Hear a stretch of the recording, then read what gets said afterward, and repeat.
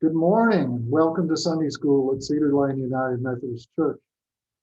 This quarter, we will be exploring prophets who were faithful to God's covenant and spoke to God's people words of faithfulness, words of restoration, and words of change.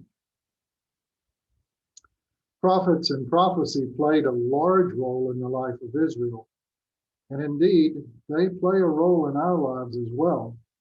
We may not have men or women who stand up and say, "Thus saith the Lord." But we all know about God. All we know about God is built on their faithfulness to Him. We live in the time foretold by Moses of another prophet like him, to whom we should listen. He was speaking of Jesus, who became for Israel, them, and us the way of salvation. Paul in 1 Corinthians 14:3 tells us what prophecy is supposed to do. Now, I'm going to be reading from 4 different versions to maybe help us get a fuller picture. I'm not going to talk a lot about them. Some of them are very similar. But from the King James, "But he that prophesieth speaketh unto men to edification and exhortation and comfort. But the one who prophesies speaks to people for their strengthening, encouraging, and comfort." That's from the NIV. And from the Common English Bible, "Those who prophesy speak to people, building them up and giving them encouragement and comfort." And then from the Amplified, "But on the other hand, the one who prophesies speaks to people for edification, to promote their spiritual growth, and speaks words of encouragement to uphold and advise them concerning the matters of God, and speaks words of consolation to compassionately comfort them." In this quarter, we will see how the Old Testament prophets did this for the people of Israel. Maybe we'll even realize how our pastors, in some ways, fill this role today. Our lesson today comes from Deuteronomy 18, verses 15 through 22. As our author explains, the title Deuteronomy comes from the Septuagint, which is the Greek translation of the Old Testament. And if you remember from last week's lesson, it was translated in Alexandria, Egypt. That was Apollos' hometown. The word means second law. It is a second giving of the law to the people by Moses to prepare them to enter the promised land. It is also part of his farewell speech to Israel. Mike, if you would, please, we're going to read the whole scripture as one piece this morning. So Mike's going to do our reading for us. "The Lord your God will raise up a prophet like me from your community, from your fellow Israelites. He is the one you must listen to." That's exactly what you requested from the Lord your God at Horeb on the day of the assembly when you said, "I can't listen to the Lord my God's voice anymore or look at this great fire any longer. I don't want to die." The Lord said to me, "What they've said is right. I'll raise up a prophet for them from among their fellow Israelites, one just like you. I'll put my words in his mouth, and he will tell them everything I command him. I myself will hold accountable anyone who doesn't listen to my words, which that prophet will speak in my name. However, any prophet who arrogantly speaks a word in my name that I haven't commanded him to speak, or who speaks in the name of other gods, that prophet must die." Now you might be wondering, how will we know which word God has spoken? Here's the answer. The prophet who speaks in the Lord's name and the thing doesn't happen or come about, that's the word the Lord hasn't spoken.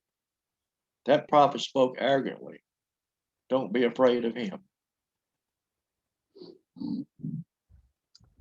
From where will God raise up this prophet? And if you remember, they asked John the Baptist, are you the prophet that is expected? And he said, no, I'm not him. Well, the prophet is from their fellow Israelites. God doesn't plan to bring in an outsider. I'm sure their reaction to an outsider wouldn't be a whole lot different than ours. We wouldn't want an outsider coming in telling us what God is saying to us. There wouldn't be any level of trust. There would be no history upon which to build a confidence that they know who we are. The interesting thing is, though, Moses tells them up front, you must listen to him.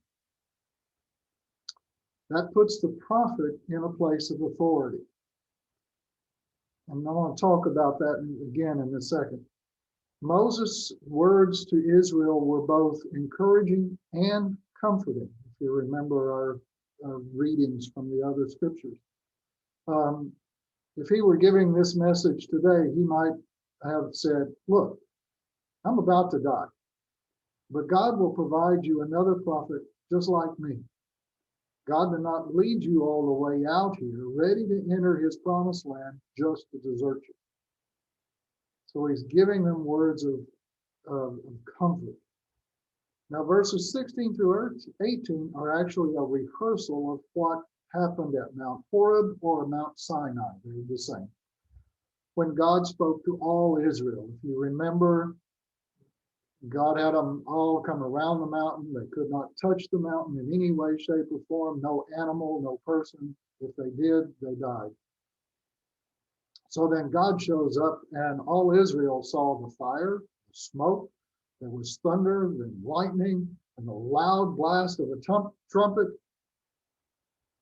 And they were so scared, they trembled, and they actually became afraid for their lives. And basically, they said to Moses, hey, it's okay. You talk to God. We don't need to hear his voice. If we do, we're going to die.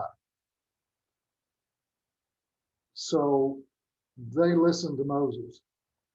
And it's interesting because God says they did the right thing. They did what was good. They said, let me talk to you. Now, verse 18 tells us, in a sense, the role of the prophet.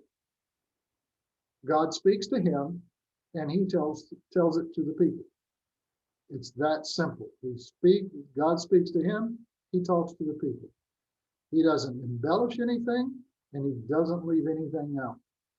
Now, what I think about when I think about this is the story of Samuel. If you remember, God came to him in the night when he was a child, probably 5 years old or so, and talked with him. And there was a lot of stuff going on, but Eli the priest called him the next morning and said, look, tell me what the Lord said. And he could see some hesitation in Samuel and said, don't leave anything out. Because he knew God had said something hard to him. Now, the point was Eli was going to die. But the prophet has to say it all, not soft pedal it. So now the interesting thing about the prophet is that he doesn't actually carry any authority, so to speak. It's not him in his person. It's the words that he speaks and the person he represents. So the words that he says carry the authority of God with them, and they carry with them consequences for not listening and obeying. Now, it's an interesting thing. The idea of listening in the scripture or hearing in the scripture carries with it an implied obedience. Okay? If you hear what's being said, you make the changes necessary and you obey. Now, we see that also when Jesus was speaking to the people. I mean, he even spoke to them in parables and said, whoever has ears to hear, let him hear. But the idea was, he's not talking about them physically hearing. He's talking about them hearing and making the change in order to follow God. Now, I know I work with the youth, and I know parents do the same thing when they ask their child to do something. You know, you go, hey, take out the trash. A minute or two goes by, and you say, do you hear me? And did you hear me? And that doesn't mean, did you hear me? That means move, do what I told you to do. And the funny part is, even our cat does it. I know this is weird, but if his box needs to be cleaned up, he will start meowing. And if Mary and I don't get up and start going to the box, he goes over to the cabinets and starts banging on the doors to get us to get up and go do what he's asked us to do. So that's the idea, if you get that. And the interesting part of this also is there's a relief here. God lets them know that he is the one who is going to hold people accountable. If you don't listen to him, then he's the one that takes care of it. And that's his job. And that takes a lot of pressure off us, doesn't it? In terms of not trying to make people behave. They have to answer to God, not to us. So how do you know a prophet is from God or not? Verses 20 through 22 give us the information that we need. Verse 20 actually offers a pretty harsh judgment on anyone who presumes to speak in the name of God, or the person who is prophesying in the name of other gods. Basically, at that time, they were to be put to death. And that standard is pretty high. But, and our point of view might say, well, anybody can make a mistake or be misguided. But what we need to realize for Israel is God was trying to keep them whole. And for somebody to come up and presume to prophesy in the name of God or in some other God, the effect of that was to try to entice Israel to follow something else that was no God at all. I like the principle that 1 Corinthians 15:33 states, do not be misled. Bad company corrupts good character. I know many a parent has said that and worried about and prayed for their kids who were running with the wrong crowd. So that's what God's trying to do, is saying, let's keep this pure. So how can they tell the difference in a real prophet of God and a fake prophet? It's very simple. Does what they prophesy come true? If they said Israel was going to be invaded, well, did it happen? If they declared peace was at hand, did it happen? You get the idea. If they said something was going to happen, did it happen? Well, if it didn't, they weren't a prophet of God.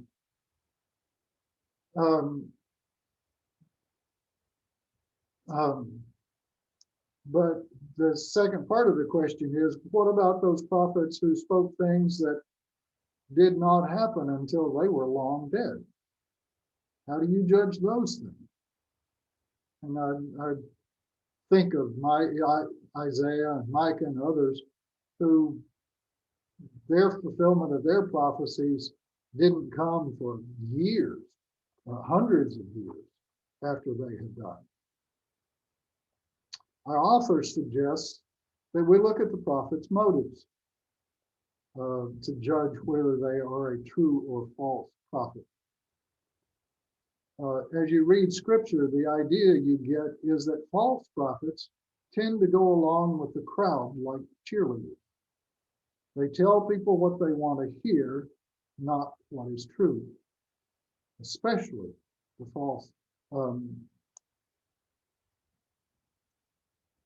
So when they do that, we don't have to be afraid of them. I'm sorry, I jumped ahead a couple of lines.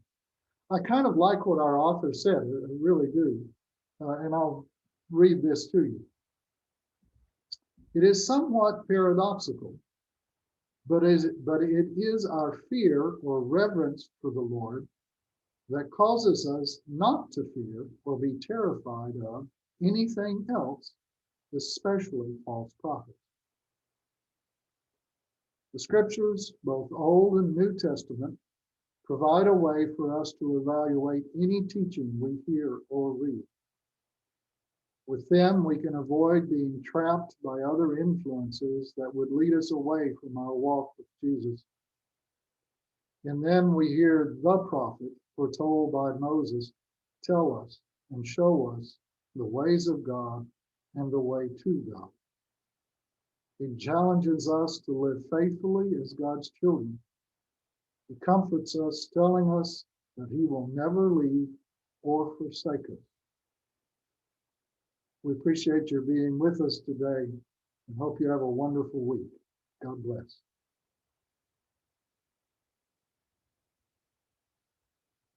Okay. Still recording.